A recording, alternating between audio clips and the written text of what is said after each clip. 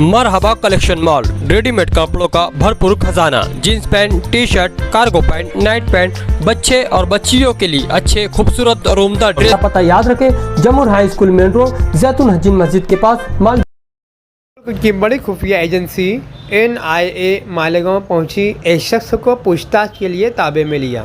आज बरोज शनिचर 5 अक्टूबर रात 4 बजे से सुबह तक 6 घंटे से मालेगांव के अब्दुल्ला नगर इलाके में एक घर में तलाशी ली गई।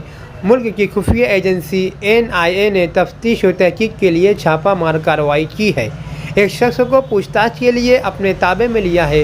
हर एंगल जाविये से सर्च ऑपरेशन कर रही है। आखिर इलेक्शन से कबल क्यों NIA इस मालेगांव जांच पड़ताल करने पहुंची, इस इलाके में सनसनी फैली हुई है। पूछताछ के लिए ताबे में लिए शख्स को पुलिस और दीगर ऑफिसरान यहां पर देखे गए हैं। इस शख्स को जांच एजेंसी NIA ने city police station, additional SP office और DYSP ऑफिस लेकर आई है। क्या मामला है अभी तक बताया नहीं गया है। मज़ीद तफसील जल्द ही हमारे चैनल से आवाम को बताएंगे। अफवाहों पर ध्यान न दें।